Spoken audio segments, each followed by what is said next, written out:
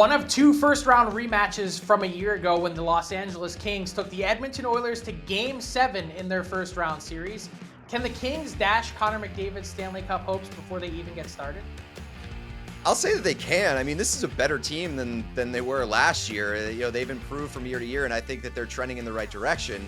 Unfortunately for them, the Edmonton Oilers are much better as well, and they were arguably the best team in the NHL's second half. 16-2-1 since March 3rd, and it just seems like that team is finally complete and coming together and has all the pieces. Obviously, Connor McDavid's a beast. Leon Draisaitl's a beast. That's never going to change, but now they've got the pieces around those guys. That top six is unbelievable. Even the back end looks much better with the addition of Mattias Ekholm, who I liked that acquisition at the trade deadline, and I think we talked about it. I thought that it was an opportunity for them to change the makeup of their blue line. I didn't expect it to work out as well as it has to this point. So, I don't think they did either.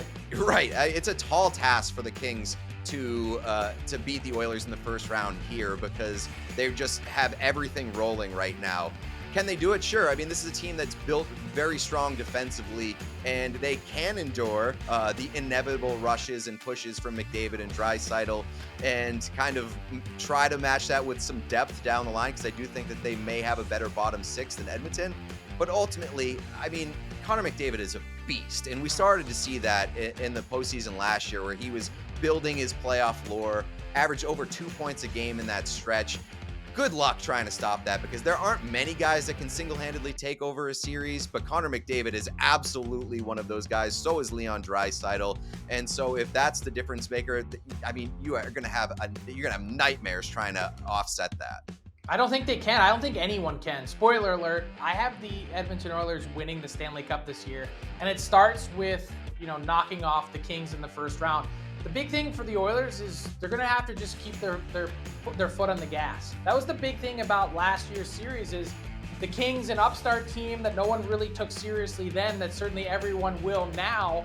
Just don't give them any life. Don't give them an opportunity, because that's why that series went to 7 games, because the Oilers dropped the ball. It seemed like they spent... No Mike Smith this year. Yeah, between games 3 and 4 at the beach. You saw Cody Cece's face. He looked like a tomato, that much sun he got in LA and Southern California between games 3 and 4. So they didn't take it seriously then, and Connor McDavid will. And I think that's why that team advances to the Cup final and wins it this year, is because he's going to drag them there kicking and screaming. You talked about how much better they are around him for the first time, really have surrounded him with a complete team. They basically had 4 100-point scorers. They had the best power play in regular season history of the NHL with their success rate. And so you mash all of those things together, and the fact that McDavid won't be denied. And I'm going to say this is an NBA-style playoffs with McDavid taking the Oilers to the final, and it just starts in LA. I've got the Oilers beating the Kings in 5.